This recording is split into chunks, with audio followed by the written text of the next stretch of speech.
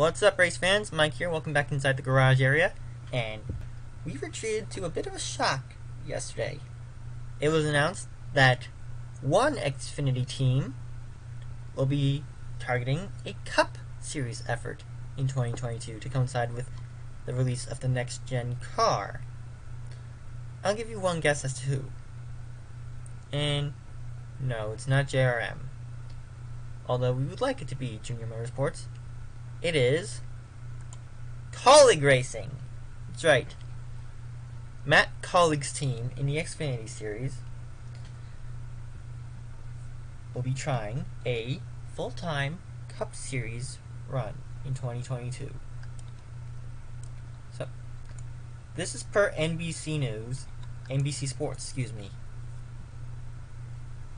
But per NBC Sports, Kaulig Racing will compete in the Cup Series full-time next year. We definitely know we're going to run at least one Cup car. Kaulig told NBC Sports of his 2022 plans. If we have the right situation, we could run 2 cars or do it on a part-time basis. Now this is not surprising. Kaulig's running 10 Cup races this year and looked to next year as its target with the next-gen car's debut. And Kaulig Racing will still run full-time in the Xfinity Series. They want to be one of the bigger teams in NASCAR. That's their goal. They want to dominate, they want to win races, and they're looking at other organizations out there like Gibbs, like Penske, like Hendrick. They want to be like them. They want to accomplish a lot of things. Matt Kaulig, of course, 48 years old. President Chris Rice is 47. They've got plenty of years left in NASCAR. Now, to pull this off, they'll need to acquire a Cup charter to be guaranteed a starting spot for each of the 36 races and the financial benefits that go with it. And Kaulig told NBC Sports that he's confident about acquiring a charter. They would be the 4th new Cup team since the beginning of this season. The other 3 are Trackhouse, 2311 Racing, and Live Fast Motorsports. Kaulig's grown by leaps and bounds since its debut in 2016.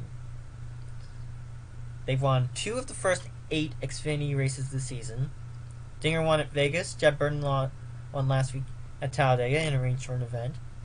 Justin Haley reached the championship race last year, and he's seeking his first win this year after scoring 3 victories last season. They also have Kaz Gralla in their ranks. He finished 6th last week at the Cup race in Talladega. Dinger placed 7th for a team at Daytona Road Course in February. And Gralla was 28th in the season opening Daytona 500. So, leave a comment down below. What do you think about Kaulig's chances in 2022? Who do you think they'll get? Now, got one more thing. We're going to be previewing the race at Kansas. It is the Busch Ford Farmers 400. I will not be referring to it by its official name.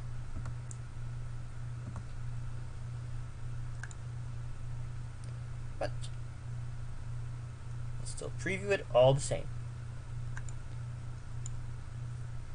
So, the Busch Ford Farmers 400. We are at Kansas this week. It is a 1.5 miles, 267 laps, 400 miles. And the defending winner of this race, let me look it up for you.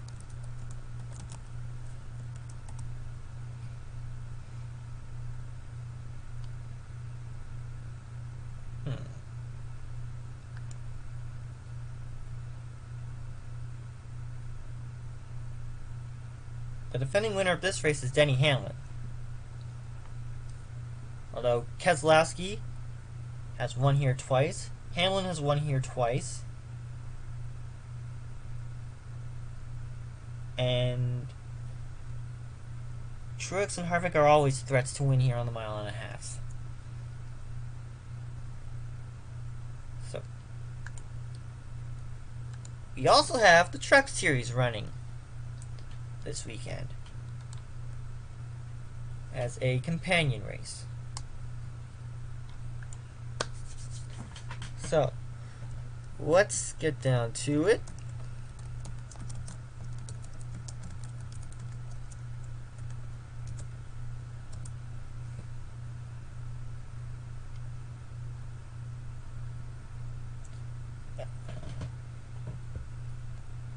Truck Series run here 3 times last year. Austin Hill, Matt Kraft, and Brett Moffitt won in those 3 events. And for the truck race, I'm gonna be picking John Hunter Nemechek. He's a threat to win every week. He's in good equipment at Kaulig Motorsports, and I think he'll do well here at Kansas Speedway. So I'm gonna be picking John Hunter Nemechek to win the Wise Power 200. Now, for the Busch, for the Farmers 400.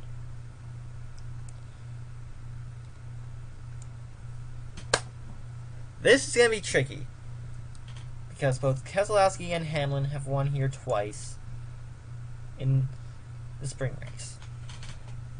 Hamlin is the defending winner, though that is an outlier because last year they ran here in July. This year they're back to their traditional May date.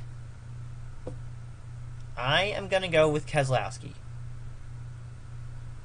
Reason being, Keselowski is still searching for a win, and he is going to be a free agent at season's end. That's something else I want to talk about right now. Oh, excuse me. Excuse me, Keselowski won last week. So, but he's searching for a non-Talladega win. And I think he gets it right here. He's on the pole. He does well here at Kansas. He's going to win it. But something else I want to talk about. The free agent class of 2022.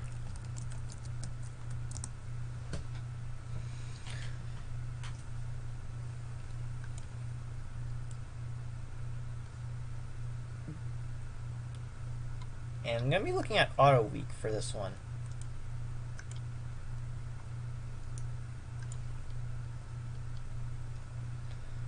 Of course, the top free agent is going to be Brad Keselowski. Still got nearly a decade of prime years left at 37 years old. Currently drives for Penske. He's on a 1-year deal. He's, in theory, done with Penske after this year, unless Penske pulls another rabbit out of his proverbial helmet, which we all know he's going to do. He's capable of some NASCAR motorsports wizardry. I think he maintains Keselowski.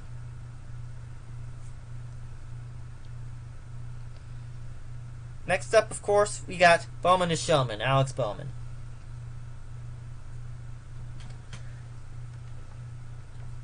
Hendrick has guys like Elliott. They have, of course, Alex Bowman. They have now Kyle Larson, who's doing well in their stable. But no one at Hendrick, short of Elliott, has won more than Bowman over the past 3 seasons. 1 win per year over the past 3 years. Chicagoland, no longer on the schedule. Fontana, off the schedule this season. And Richmond 2 weeks ago. His stats have improved, and he's coming to his own now that he's inherited the 48 from Jimmy Johnson. But there are sponsorship issues at Hendrick outside of Napa, outside of Ally Financial, and of course outside of Mr. Hendrick providing the sponsorship for Kyle Larson. But I do think the sponsorship situation for Larson is changing as he progresses, as he gets better and better this season. Executive Vice President and GM Jeff Andrews says there's nothing new to report on the Bowman situation. Stay there in the middle of that. Obviously, it will continue on as the season progresses, and when they're ready to talk about that when they're ready to have something to talk about there, and they will certainly address that. Now we get to the old guard, Kurt Busch. Kurt Busch and Ryan Newman, both in their 22nd season, both free agents after this season. The only one of those two that remains competitive is Kurt Busch. He's got some great equipment at Chip Ganassi Racing. But this season has not started as well as anyone would have hoped for Kurt Busch. He's a past champion. He's still good for a win every year and has made playoffs each of the past 9 seasons. He's definitely interested in driving the next-gen car, but he's looking at things from a realist's point of view. He's conceded that it is a 50-50 shot that he may or may not race next season. And it's going to boil down to both his competitiveness, and we know he's been competitive each and every season, and his continued partnership with Monster Energy. He said back during Speed Weeks, I've been at this game a long time. I've been out there 21 years, and my wife loves the racing, but it's been a bunch of years out on the road and out on the circuit, and we'll see what 2022 brings us when we get there. So, good on him. Good on him. I think he stays at CGR if he continues onward. Newman, on the other hand, has not been competitive. Only won once over the past 7 seasons. Almost had his second Daytona 500 if it not were for Ryan Blaney. Yet Newman isn't that far off the pace set by young teammate Chris Buescher. They're both in playoff contention, and the team would be wise to consider Newman to help develop a new car, bearing in mind that he has that engineering degree from Purdue University, and that degree and his natural inclination towards setups, that's going to be valuable when dealing with what amounts to be a spec car. Totally different animal, totally new setups, totally new car. Newman's engineering know-how will be vital at Roush Fenway Racing. And of course we have Matty D, Matt DiBenedetto. This poor start, this was a worst case scenario for him, not gonna lie. He found his stride in 2020, made the playoffs with the Wood brothers. He's done after this year. He's losing his right to Austin Cindric, who's running a handful of Cup races for Penske in the Verizon 5G33. Matty D entered the season knowing that this could be his last best chance to earn a permanent spot with a marquee team after years dealing with underfunded teams like Levine family, for instance. However, this season, he's finished 28th or worse in the first 3 races, and he's been mired deep out of a playoff spot through the first month. Since then, constantly in the top 15, often in the top 10, and he's pulled his way back into the playoff hunt.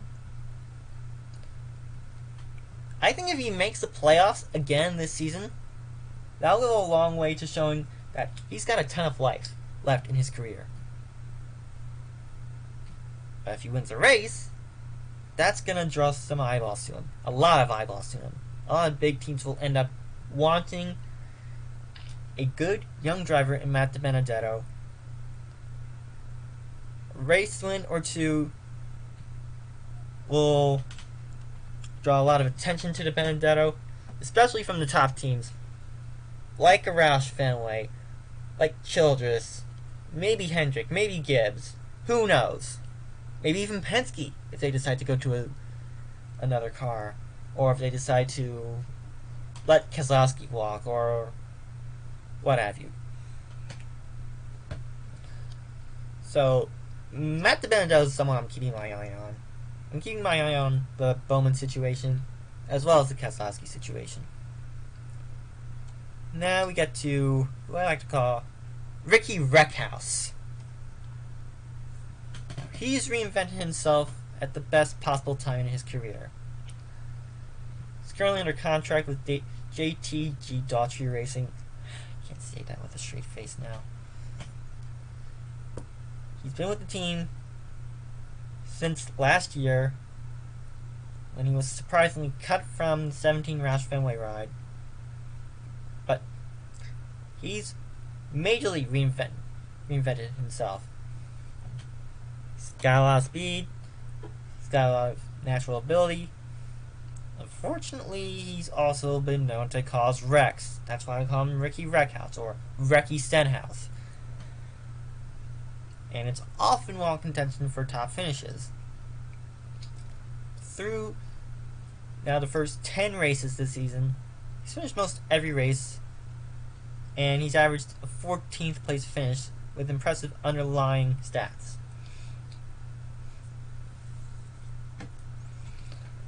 Now, Stenhouse is 33. If this season is indicative of what he could become, the ceiling's going to get higher than returning to Daughtry Racing. Even though he's saying all the right things about Brad Daughtry and the team he's on right now. So, that's another situation to monitor. Of course, we got Ryan Preece, Stenhouse's teammate.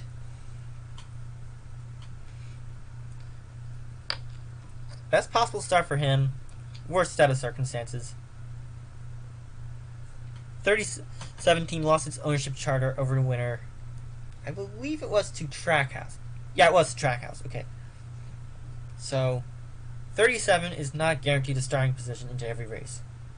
And it also generates less income over the course of the season. So the only way Ryan Preece could continue to start every race was put up good finishing results and remain in playoff contention. And that's what he's done.